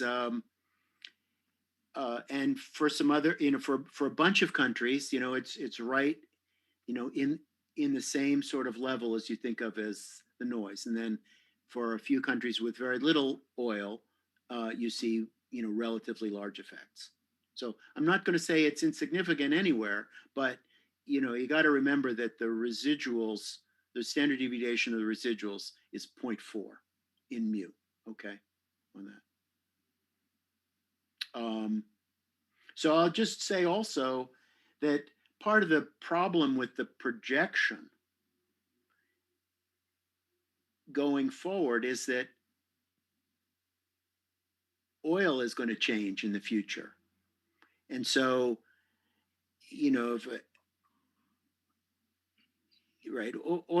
we simply don't, we are not geared up at the moment. We, Ann and I, are not geared up at the moment to talk about the future with a lot of confidence. Because if you want, even our own model requires that if you're going to talk about the future, you have to think about what the future is of oil. And I don't have any expertise there, but it certainly invite participation from people who have it.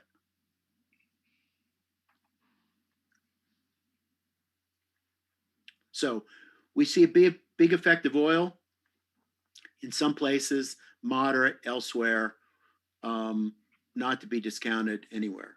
Basically, oil is free energy, which can be used for other purposes. If you had other sources of free energy, you could use it like you use oil. Oil is fungible. You can do a lot of different things with it. You can do work, you can sell it, you can salinate water, you can do lots of things.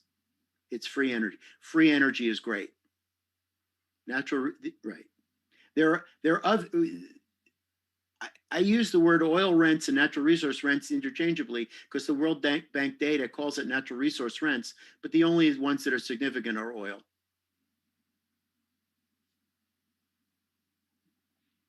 And ours actually, I should say, it's logged natural resource. We use the World Bank data. Oil dominates it, but it's all natural resource rents. Diamonds, copper, everything. Thank you. And next question is on the climate issue. What will happen if temperature starts changing faster, possibly crossing the 2-degree threshold?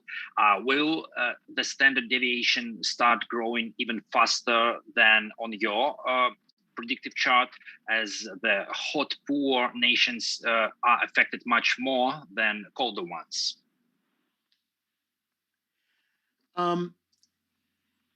You know, I use, it's a good question because it's one we have not pursued with any rigor. So it's a good question because it bears thinking about, not because I have the answer and I wanted to tell you. It's a good question because it's unanswered. And, you know, I hope we can do some work on that. But, you know, so that's my serious answer. My not so serious answer, which is that the 20th century saw enormous shocks. Okay. World wars, African colonialism, decolonialism, and that distribution remains what it has been throughout that entire period. So if the shock of 2 degrees C is about the same as all of that, then we won't see anything different. That is, we'll see, roughly speaking, 15% a century. But if the shock of 2 degrees C is bigger and harder to adjust to, then I think the answer is yes. So, Dan, I would just add that I think this is an impossible question to answer because we haven't yet modeled in the nonlinear potential effects. We've just begun to think about them. I mean, Dan mentioned too in the presentation the possibility of inundations and extreme weather events. And those are going to obviously impact the model in ways that we haven't seen over the past data, right? The model using past data can only be as good as the experience of the future replicates the past. And if the future turns out to be, you know, better or worse or whatever it is, but of a fundamentally different kind, you know, then the model will have to change. I think it's worth saying that's the danger of trying to think about the future, particularly on this question of climate change. Thank you. And going back to a related question by Irina, she asked earlier whether your model is based more on the current climate or on the climate as it was centuries ago, and so maybe affected culture and institutions as well. And this is also related to the questions about 21st century, like if the climate changes, will we actually feel the impact according to your model? So the first efforts we made to parameterize climate used a 120-year or 105 something 120-year record from the Climate Research Unit at East Anglia. in England. And so that was an average over that period. Certainly not long term, but 100 years. We've now replaced that with a snapshot of, so we had mean monthly high temperature for 105 or 16 years or 116 years, something like that. So sizable, but not long term. We now use a snapshot of potential evapotranspiration, or PET, very highly correlated with mean monthly high, some small deviations in some places which seem to be useful.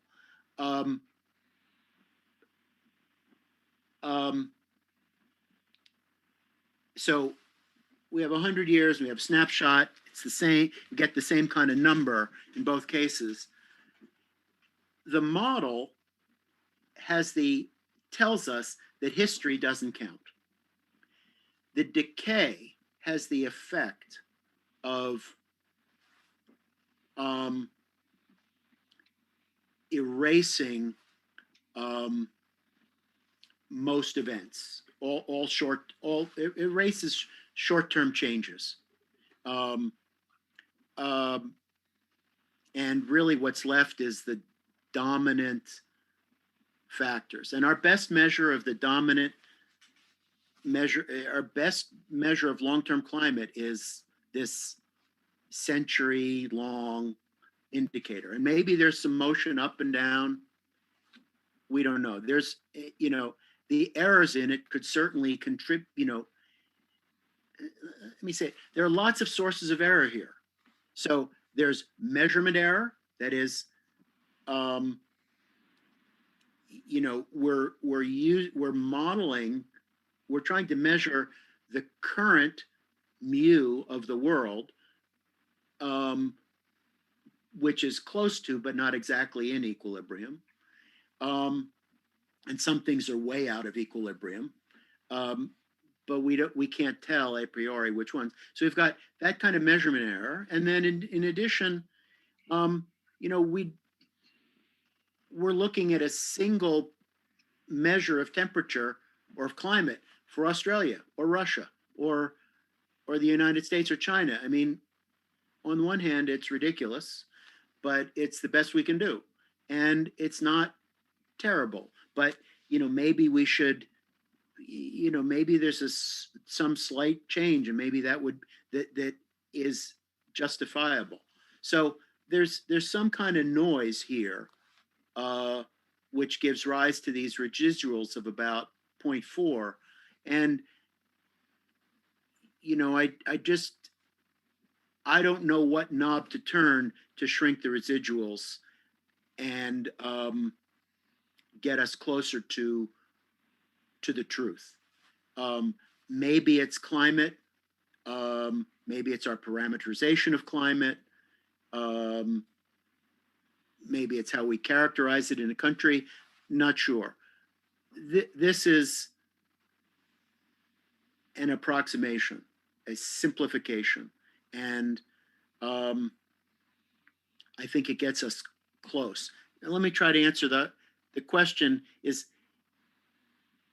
if we see big changes in climate, are we going to see those, in productivity? Well, I mean, if it's extreme weather, I mean, if all of a sudden you get, hurricanes that are wiping out major cities along the coastline, or, that's going to have a cost. And so we're going to see that. But it's going to be very difficult for us to recognize let's say the average temperature went up 1 degree across the globe, but it didn't change the weather patterns at all. So we didn't see any difference other than the cost of air conditioning went up in some places. It's going to be difficult for us to assign a loss of GDP to that. Maybe someone who's steeped in the details could do that, but it'll be hard. Maybe, I don't know if that's a satisfying answer. These are hard issues. Thank you. These are indeed hard issues, and the process of answering how you are trying to reach the final point is actually very illuminating, because it shows the complexity and some of the venues that you went to intellectually trying to explore that. So I want you to elaborate a little bit more on how this problem can be realistically solved theoretically and expertly and intellectually. And the context for this is that countries need to make specific decisions about climate and about climate mitigation, climate adaptation, and the economy, and they need to do it quickly. Like, for example, Russia will have a draft strategy for the next 30 years prepared later this year, and many other countries have prepared something, and yet these strategies are not based on any solid understanding of the mechanisms, and there's no theoretical foundation under these strategies. And still, there is a need to make these decisions now, not later. So we can, on the one hand, we can't wait for the perfect theoretical understanding, the perfect models. On the other hand, we need to have some models quickly for them to be useful. So what is your feel about the feasibility of creating a useful and comprehensive enough model of climate change impact on the economy that could be maybe done in some distributed way, so that different scientists collaborate, not over decades, not over centuries, but quickly enough for this to have an impact?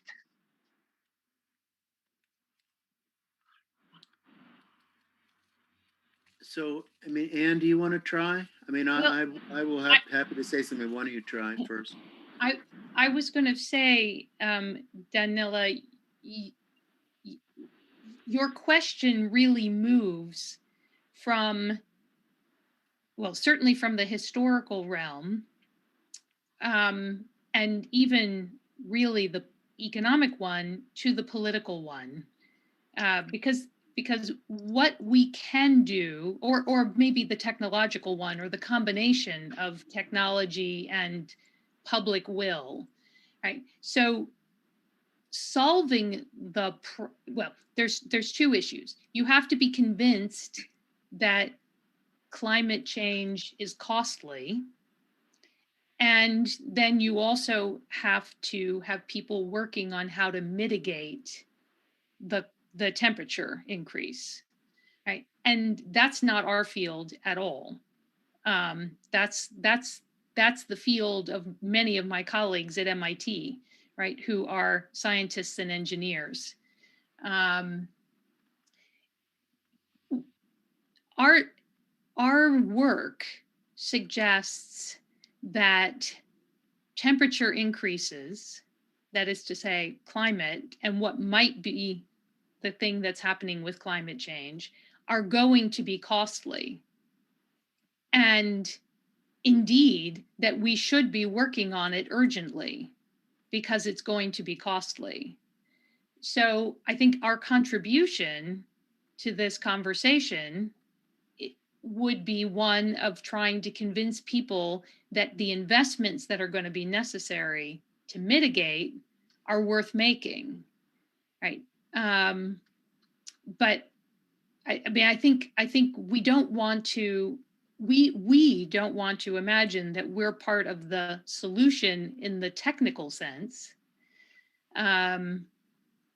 possibly we could be part of the solution in the political sense, right? Trying to convince people that the costs of a hotter climate can be demonstrated historically, and therefore we should take them seriously for the future. I don't know, Dan, you're going to answer this very differently, so why don't you do it as well? Yeah, I think,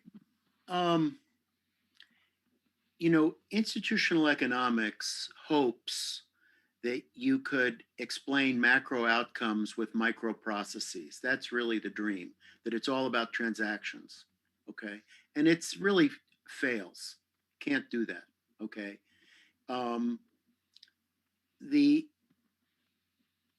If you look at these, if you're looking at my screen right now, you're seeing all these dots. I've only read one of these papers. But I think what they're trying to do is to do a bottom-up analysis of the costs. Essentially, it's a micro to macro analysis again. And, I just don't think enough is known about how, and it was certainly not enough in these models to find the real cost. So that's, I think I think ours is an underestimate. So, because we don't have, my hunch is, I know there are nonlinearities. My hunch is the nonlinearities work against us. So that's going to bend this curve down, not up. So I think this is an underestimate. But even as an underestimate, it's big. So, it says that it's costing us now, and it's going to cost us more in the future. So it would pay us. You'd have to be steeped in this in a way I'm not, and I hope you are, to try to figure out what some of the remediation is. We need to do, honestly, we need to do something about population. There are just too many people. And where are we going to get the biggest population growth in the next 50 years? From polygamous countries who are, complaining about the West and its, contributions to climate change, but they're a burden themselves. And so something needs to be done there, and it's going to be slow. Anyway. Actually, Dan, can I add one more thing? Yeah. Sure. It's worth remembering that much of the economics literature that has that claims to measure climate has used absolute latitude as their variable, and we know that absolute latitude bears some relationship to climate, the climate people experience, and that affects their ability to work and to grow crops and all those things. But not a great one, right? It's nonlinear. And so part of the problem with, I think, the literature and this on Dan's chart here that he's taken from Steve Keen's work, that intense grouping of articles, right, that are all in about the same range, they're all working with absolute latitude as their climate variable. And that's just bad science, right? So, one thing we should do immediately, it seems to me, is work with climate variables that scientists would actually use as a measure of climate, and not something you can just read off of a map simply. I don't know what the fascination is with absolute latitude, but it's not a good variable. Yeah, I think, we'd really have to look at these papers. The economic historians, some of these economic historians, Ann, I don't. Mm-hmm. But you know,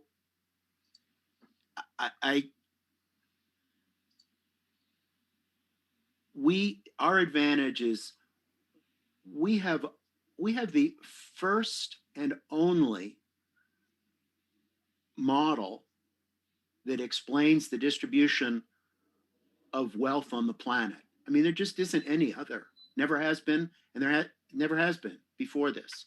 And so, you know, that's got to lend some credibility to the numbers that we get. I mean, we predict something, we confirm it, we construct a model to explain it that has it's got the right geospatial characteristics, which no other model has. It's, you know, it's Bayes optimal, which no other model is.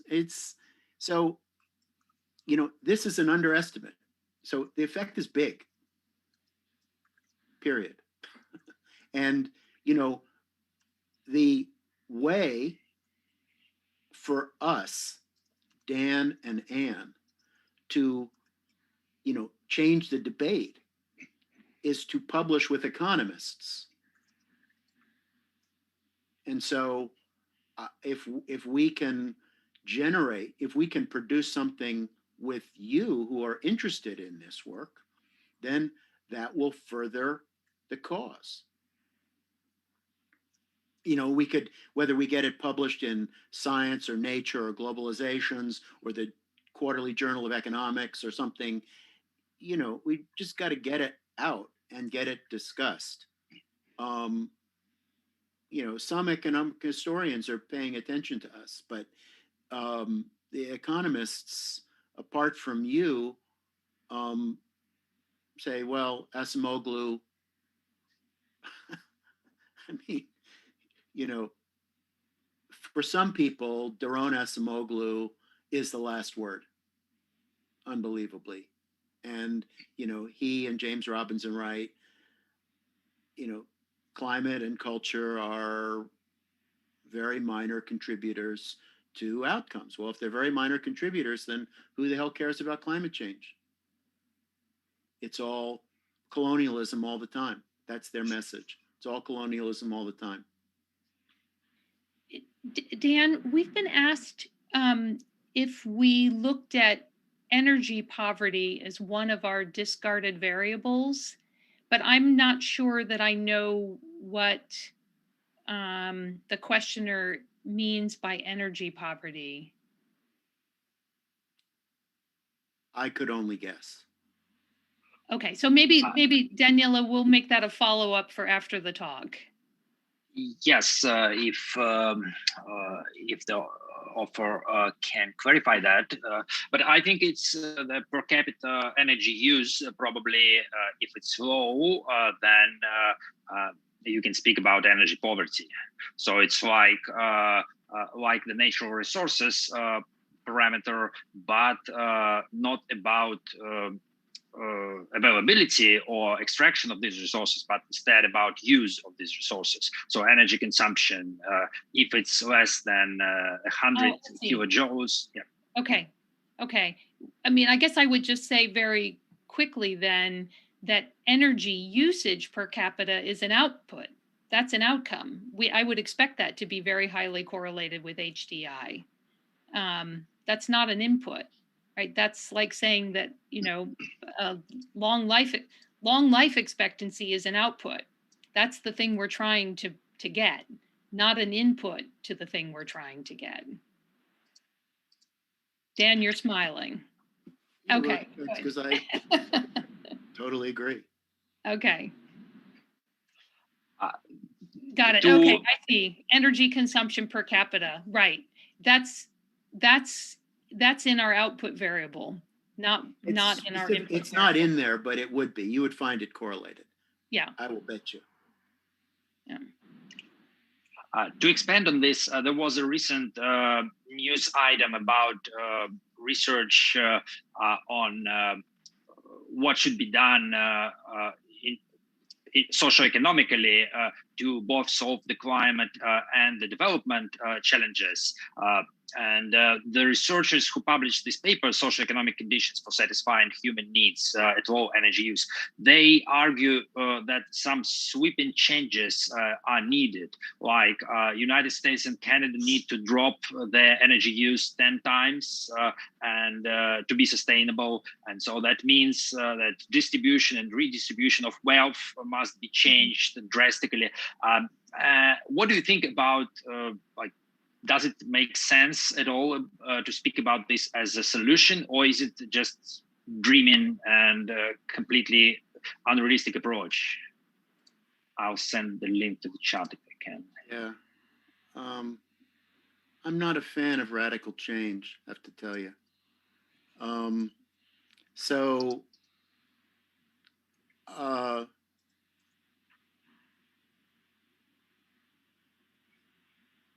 Yeah, people make all sorts of claims about what has to be done. They don't have models for what's going to happen. I mean, I'm neither a climate denier nor I'm a, climate change extremist. I entered this project without a clue or a belief about what the answers were.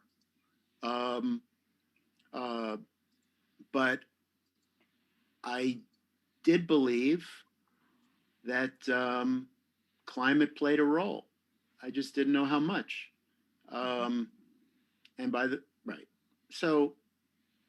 But radical change, calls for radical change they're going nowhere.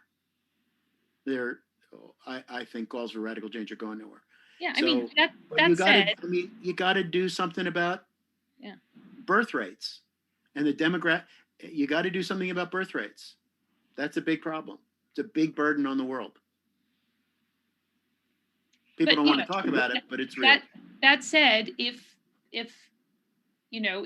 there are both technological and social solutions that get Americans and Canadians and whomever else, right, to enjoy the same quality of life with lower energy use, that's an innovation worth making, right? So of course, we would be I'm personally in support of that, right? Realizing that isn't going to happen just by telling people it has to happen.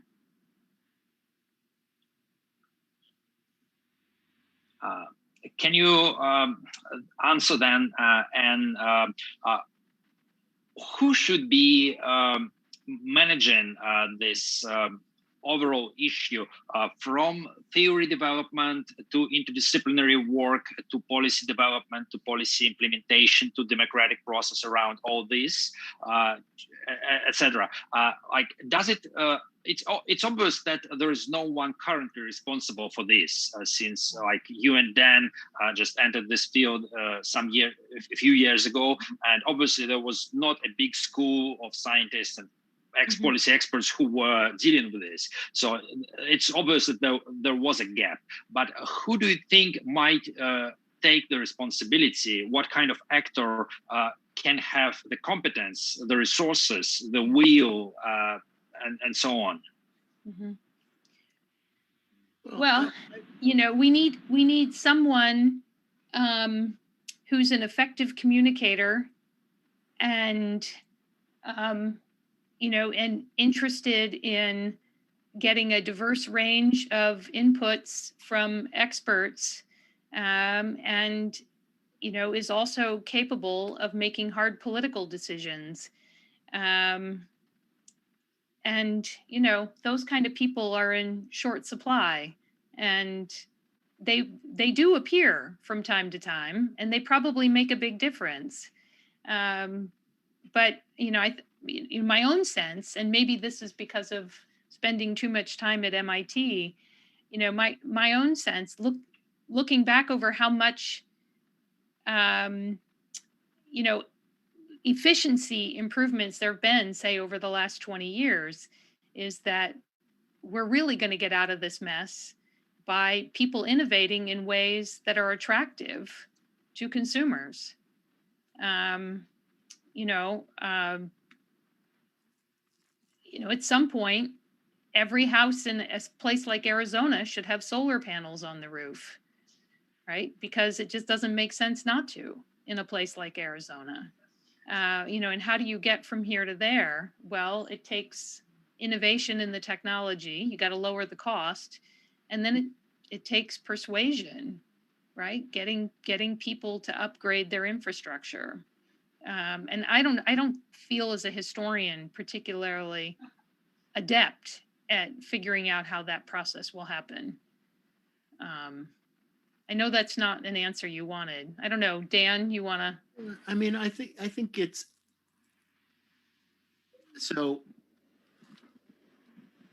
I did not wade into this. I waded into this morass, but I did not wade into this morass with an intent to do anything or to say anything about climate change. Right. It just, and it's, I remember when I first started talking about the impact of climate with Ann, she said, "Oh, don't go there. Don't go there. It's terrible terrain," so, but here she is, here we are, and here she is. So we have no design for what the outcome should be. I think, though, that we did enter this without any political intent. So these, as the police officer says, just the facts, ma'am. So, the problem is that a lot of this work is politicized. Mm-hmm. And so physics is not politicized. The motion of the planets is not a political matter. You just have a standard model for celestial mechanics. You have a standard model for, the origins for particle theory. You need some standard models in the social sciences. You don't have them. And, I would like to see a standard model for the wealth of nations. And the standard model is not owned by Dan Seligson or Ann McCants or MIT. It's owned by the community of people who work on it. And, ultimately it has, that's what happens in particle physics. Who owns the definition of the meter or the definition of the kilogram or the speed of light? Well, it's a community of people who care about getting it right to 9 or 12 or 13 decimal places so that they can use it. We need to get this right in the social sciences so other people can use it. And I'm afraid that for quite a long time, people have been trained in such a way that they just don't understand. You have to get some things right. You have to get some things nailed down so that you can use them for other things. That's how progress is made in science. That's what Thomas Kuhn calls normal science. And you have to be able to build on things, and nobody builds on anything here. And that's a problem. Mm-hmm. And so that's what we need to do, because until we do that, nobody knows what any of the facts are. And so I think the way to do that is not by, forming an organization, but it's by writing persuasive papers and getting ourselves on stage and giving persuasive talks and grabbing a few colleagues here and a few colleagues there who will improve or will reiterate or improve or use this kind of stuff. So, that's, I think, the path. Only when that is done can you have, some organization to administer it. But I think, we need to reduce the population burden, and we need to, mitigate the warming. We should, so efforts to create low-cost energy, clean low-cost energy, those are really important. Probably a lot should be spent on that. Probably a lot should be spent on getting the population growth down. And for that, you need to change the norms of polygamy, because that's where the population growth is. And that's going to have enormous pressure on the neighbors. In a global world, everyone's your neighbor. So it's going to have pressure, going to produce pressure everywhere. And that's not in the model at all. That is the pressure. It's going to, in other words, you can have big population growth in Somalia, but it doesn't show up as something affecting, Norway. But if Somalia, let's say, explodes, or the inequality grows from 90 to 1 to 750 to 1, where do you think people in Somalia, all those excess people in Somalia, are going to want to go? Even if, so, you got to do something about that. Good luck, though, because as soon as you talk to someone about polygamy, they'll tell you that, well, it's I'm doing this because of, religious freedom permits me to do it. Okay, well, and if you say otherwise, then you're a hater. So it's so the left doesn't want to hear it, period. Well, at least you can speak about this at higher school of economics. we don't censor this kind of talk. Right. Yeah, well, I'm delighted. You know what? It's delightful. I want to say that, first, if anyone has any additional questions, please write. And if you want to ask any questions in Russian, also feel free to do that in the chat. But if not, then we'll probably be wrapping this up now. We've been talking for about 2 hours. And I want to give my impression of what I heard. I think you've done a fascinating job describing and delineating the problem and explaining the theoretical issues that have to be solved and that are open issues in current science. So it is a very good challenge both to the science in a traditional sense, as in something to work on for the next 20 or 30 years. But it's also very good and sometimes very harsh challenges that we need to solve quickly. I think some of the words that you said would look very nice in big white letters on big red banners, some calls to action that you've done. And I also, in particular, would want to draw some attention to the words that you said, like we have the first model that explains the distribution of wealth. I think this is something that needs to be said very loudly. I mean, even though it's not a finished model, as always in science, you have to work on this more and more, blah, blah, blah, and nobody owns it. But I think it's very valuable to people who have a stake in how the world is managed, like the big hedge funds, for example, who found that they need to play an activist role in this crisis. So over the past 2 or 3 years, we've seen some of the top managers of huge financial institutions making an unusual step forward and saying, we need to tell you what needs to be done because this is really important. And this was not a role that they typically take.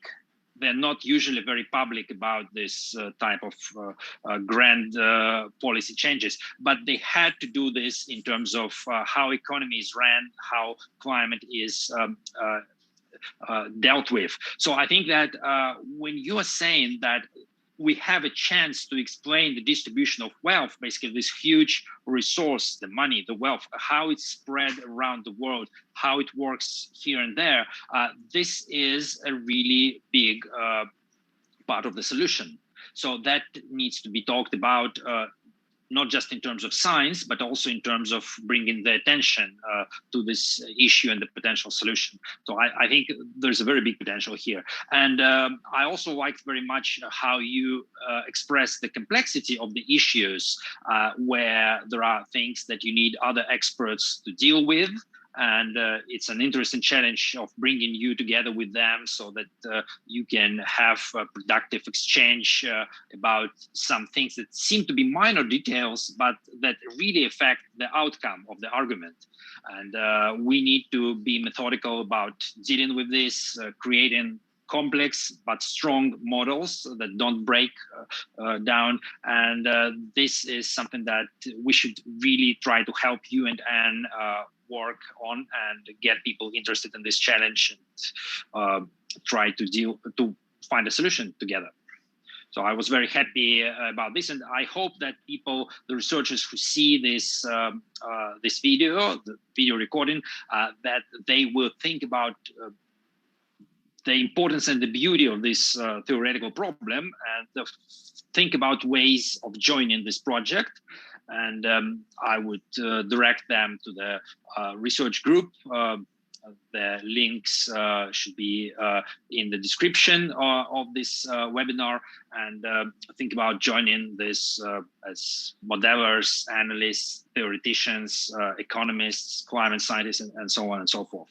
So I hope this is a step in the direction of just solving this and doing the right thing in terms of optimizing our economy. Hope we can do that. And now I want to give the word to Timur for speaking about this webinar. Дорогие друзья, всем спасибо. Да, я обращаюсь к русскоязычным зрителям и слушателям. Мы чуть позже выложим, соответственно, в своей группе всю информацию о прошедшем вебинаре, где будут ссылки подробные на исследовательские материалы, на контакты. И эта тема крайне важная. Действительно, есть большая проблема